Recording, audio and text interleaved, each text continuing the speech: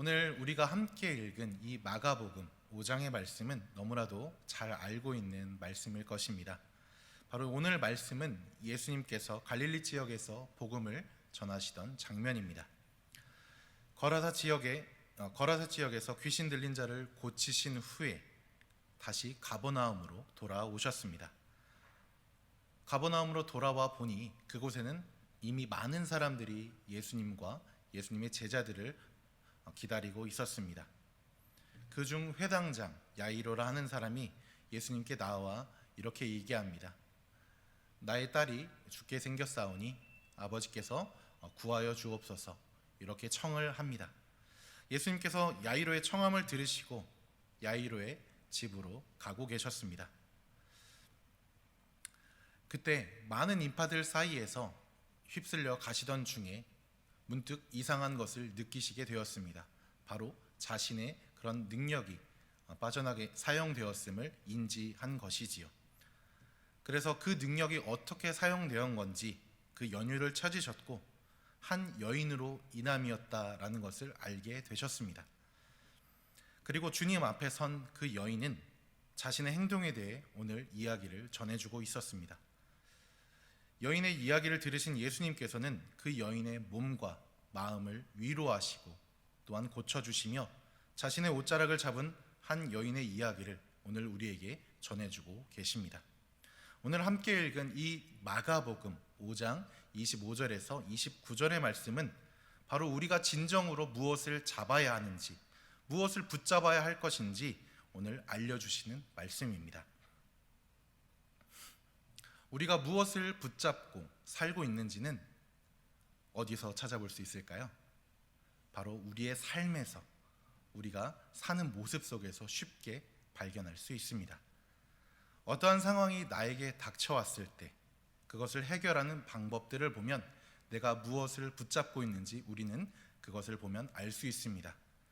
내가 물질에 중점을 두고 있다면 물질로 해결하려고 할 것이요, 사람에 중점을 두고 있다면 사람으로 해결하려고 할 것입니다. 그리고 혹시 나에게 내 능력에 중점을 두고 있다면 내 능력으로 그것을 해결하려고 할 것입니다. 그것들이 바로 내가 붙잡고 있는, 내가 중점을 두고 있는 것들입니다. 그럼 왜 우리는 이런 것들을 붙들면서 살아가고 있는 것일까요? 왜 이것들을, 물질을, 나의 능력을, 사람들을 붙잡으면서 살아가는 것일까요? 바로 그것은 이것들을 붙들면, 이 방법을 사용하면 그 문제를 해결할 수 있을 것 같기 때문입니다. 그리고 실제로도 내가 그것들을 이용해서 문제를 해결해 왔기 때문입니다. 그것들을 붙잡으면 해결될 것처럼 보이고 그렇게 살아왔습니다. 그럼 예수님의 제자된 우리는 무엇을 붙들면서 살아가야 할까요? 당연히 누굴 붙잡아야 될까요? 답이 나와 있죠? 답을 알고 여러분께 묻는 것입니다. 누굴 붙잡아야 될까요? 저를 붙잡아야 될까요?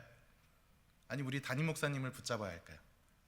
바로 예수 그리스도를 붙잡아야 합니다. 하지만 우리는 이렇게 알고 있지만 우리의 삶을 돌아보면 정작 잡고 있는 것은 무엇입니까? 어떤 분은 물질을 잡고 계시는 분도 계실 것이고, 사람이 너무 좋아서 사람을 붙잡는 분도 계실 것이고, 그리고 내 능력이 너무나도 출중하기에, 그리고 내 힘으로 살아왔다는 자신감 하나 가지고 내 능력을 붙잡고 계시는 분도 있을 것입니다. 하지만 우리는 누구입니까? 바로 예수 그리스도를 따르겠다고 고백한 제자들 아닙니까? 그럼 누구의 방법을 따라야 합니까? 바로 예수님의 방법을 따라야 합니다. 그럼 오늘 본문의 말씀에서 혈루증을 앓고 있는 이 여인은 무엇을 붙잡았는지 함께 살펴보는 시간을 갖도록 하겠습니다. 한 여인은 혈루병을 앓고 있습니다. 이 혈루병 무엇입니까? 바로 피가 멈추지 않고 계속해서 나오는 병을 의미합니다. 바로 유출병을 의미하는 것이죠. 당시 의학으로는 고칠 수 없는 불치병을 의미합니다. 바로 고칠 수 없는 병, 죽음을 의미하는 것이죠. 그리고 또한 피는 생명을 의미하고 있습니다. 그런데 몸에서 피가 계속 빠져나간다는 것은 계속해서 죽어가고 있음을 또한 보여주고 있는 것입니다. 레위기 15장 2절과 19절에서는 유출병 그리고 혈루병에 대해서 이렇게 설명해주고 있습니다. 화면을 통해 저와 함께 합독하시도록 하겠습니다. 레위기 15장 2절과 19절입니다. 저와 같이 합독합니다. 이스라엘 자손에게 말하여 이르라. 누구든지 그의 몸에 유출병이 있으면 그 유출병으로 말미암아 부정한 자라. 어떤 여인이 유출을 하되 그의 몸에 그의 유출이 피이면 이래 동안 불결하니 그를 만지는 자마다 저녁까지 부정할 것이요. 아멘. 이 혈루병에 대해서는 19절 이하에서도 계속 설명해 주고 있습니다. 구약 시대에는 이러한 병을 부정하다 여겼습니다. 또한 자기 자신만 부정하다고 한 것이 아니라 접촉자들 또한 부정했고, 그리고 이 유출병, 혈루병을 앓고 있는 사람이 있는 곳 전체가 만진 것마다 모든 것이 부정하다 여겼습니다. 그래서 이러한 병이 있는 사람들은 마을 중심부에서 사람들과 더불어 살아갈 수 없었습니다. 나병 환자들처럼 마을 밖에서 따로 살거나 사람이 없는 곳에서 살았어야만 했습니다. 그럼 오늘 혈루증을 앓고 있는 여자가 가장 시급하게 해결해야 할 것은 무엇일까요? 무엇을 해결해야 할까요? 바로 자신의 부정함을 해결해야 합니다. 바로 부정함에서 정결함을 얻어야 한다는 것입니다. 이 정결함을 얻는 것, 다른 말로 생명을 얻는다는 것입니다. 그래서 여인이 붙잡은 것은 무엇입니까? 바로 처음에 붙잡은 것은 세상의 방법이었습니다. 의사였습니다. 당연히 의사입니다. 의사를 붙잡을 수밖에 없죠. 우리가 지금도 몸에 이상을 느낄 때마다 가장 먼저 취하는 행동이 무엇입니까? 내 몸이 아프다, 자녀에게 전화를 거는 것입니까? 바로 그 전화를 먼저 하기 전에 내가 먼저 알아서 병원에 가는 것입니다. 의사 선생님께 내 몸을 보이는 것입니다. 그리고 또한 1년이나 2년에 한 번씩 종합검진을 통하여서 나의 몸을 점검하고 이상이 없는지 있는지 확인하는 것도 우리가 하고 있습니다. 왜 우리가 그럼 이렇게 의사에게 가는 것일까요? 당연히 병에 관련된 것이기 때문에 나보다 더 잘 알고 있는 전문가에게 가는 것이 맞기 때문입니다. 하지만 의사에게 먼저 보였던, 전문가라고 여겨졌던 그 의사에게 갔던 여인은 어떠한 결과를 우리에게 보여주고 있습니까? 세상의 방법을 먼저 붙잡은 그 여인은 어떤 상황에 처해 있을까요? 오늘 본문 26절의 말씀입니다. 저와 함께 합독하시도록 하겠습니다. 많은 의사에게 많은 괴로움을 받았고 가진 것도 다 허비하였으되 아무 효험이 없고 도리어 더 중하였던 자에. 아멘. 의사들에게 어떤 시술을 받았는지는 모르지만 오히려 많은 의사들에게 많은 괴로움을 받았다 표현하고 있습니다. 지금의 현대의학과 비교해 보면 치료라는 이름으로 말도 안 되는 방법을 사용했을 것임이 자명합니다. 그로 인해 자신의 물질과 시간을 탕진할 수밖에 없었고 병세는 더욱더 악화됐고 고통받았음을 보여주고 있습니다. 바로 이것으로 볼 때 의사가 치료할 수 있는 그런 수준의 것이 아님을 우리는 알 수 있습니다. 바로 이 여인에 대한 예수님의 치유가 없으면 세상 방법으로는 안 되는구나 라는 것을 간접적으로 우리는 파악할 수 있는 것입니다. 그럼 그 다음 이 12년 동안 혈루병을 앓면서 세상의 온갖 방법을 사용했던 그 여인이 다음으로 취한 방법은 무엇입니까? 바로 예수님을 붙잡는 것이었습니다. 혈루병 걸린 여인은 예수님의 소식 또한 들었을 것입니다. 그 소식은 바로 귀신도 쫓아냈고 많은 병자들을 고친 사람이 있는데 바로 예수라는 사람이다 라는 소문이었을 겁니다.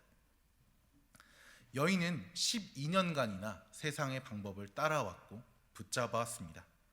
그러나 오히려 자신의 병은 차도를 보이지 않았고 더 많이 고통받고 더 어려움만 처해질 뿐이었습니다.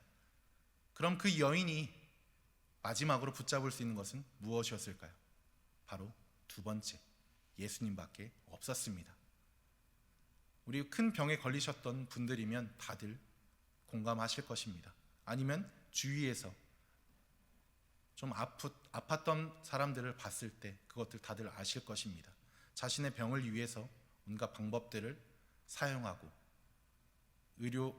현대의학을 최우선적으로 믿고 따르지만 현대의학으로도 할 수 없을 때 사람들이 마지막으로 찾는 것, 민간요법도 있고 여러 가지 방법들, 세상에서 사용하지 말라는 방법들까지 사용하는 것이 있음을 우리 성도님들 다들 아실 겁니다. 그러나 더 이상 그 혈루병에 걸린 여인은 세상의 방법, 그것들을 따르지 않고 드디어 예수님을 찾기 시작했습니다. 예수님의 소식을 들은 여인에게 바로 한 줄기의 빛, 소망이 보였기 때문입니다. 그 소망, 바로 예수님을 만나고 자신의 병이 치유받는 것이었습니다. 그런데 여기서 여인에게는 큰 문제가 있었습니다. 예수님을 붙잡아야 하지만 가로막는 현실적인 문제가 있었던 것입니다. 그것은 첫째, 자신은 부정한 사람이라는 것입니다. 우리가 함께 레위기 15장에서 읽은 것처럼 그 당시 이스라엘 시대는 율법이 지배하는 사회였습니다. 율법에 따라서 생각했고 율법만을 위해서 살았던 사람들이 바로 이스라엘 사람들이었습니다. 그런데 율법에서는 자신과 같은 혈루병, 유출병 있는 사람들을 부정한 자라고 표현하고 있습니다. 자기 자신이 부정하다는 것입니다. 그리고 또한 그 여인이 여자라는 것이었습니다. 여인인 것이 왜 문제가 됩니까? 바로 그 당시에 그런 율법과 그 당시의 관습으로서 외간 남자를 사사로이 접촉한다는 것은 정숙하지 못함을 의미하는 것이었기 때문에 잘못하면 음녀로 오인받을 수 있었습니다. 그래서 음녀로 오인받으면 돌로 맞아 죽는 그런 자신의 목숨을 걸어야만 하는 현실적인 문제가 여인에게 있었던 것입니다. 그리고 두 번째 현실적인 문제가 이 여인 앞에 다가왔습니다. 그것은 바로 예수님과 나의 사이를 가로막는 그런 사람의 장벽이 있었다는 것입니다. 바로 한 무리가 있었다는 것이죠. 예수님의 사역은 가는 곳곳마다 특히 갈릴리 지역에서 사람들이 많이 몰리게 되었습니다. 마가복음 3장 8절부터 10절 함께 합독하시도록 하겠습니다. 유대와 예루살렘과 이두메와 요단강 건너편과 두로와 시돈 근처에서 많은 무리가 그가 하신 큰 일을 듣고 나아오는지라.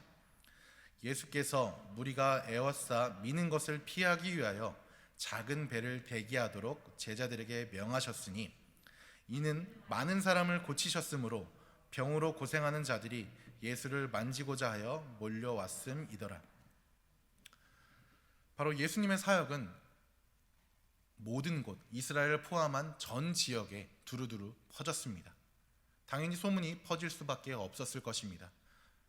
사람들을 고치고 5,000명이나 되는 많은 사람들을 먹이고 죽은 자를 살렸다는 그러한 소식들, 아마 큰 병을 앓고 있는 사람들, 특히 불치병에 걸린 사람들에게는 크나큰 힘이 되고 한 줄기 소망이 되었을 것입니다.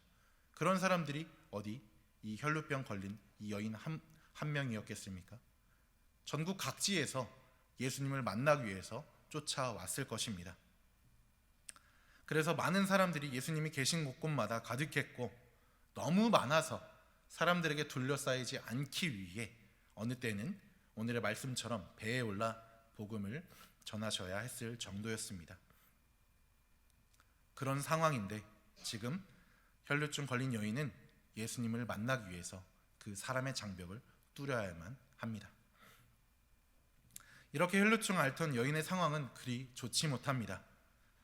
육체적으로는 고통받고 있고 사회와 종교적으로는 냉대를 받고 있는 아주 비참한 상황입니다. 하지만 이때 혈루병을 앓던 여인은 아주 중요한 결단을 내립니다. 예수님을 만나겠다는, 예수님을 붙잡아야겠다는 결단인 것입니다. 28절에는 이렇게 얘기하고 있습니다. 이는 내가 그의 옷에만 손을 대어도 구원을 받으리라 생각함이라. 아멘.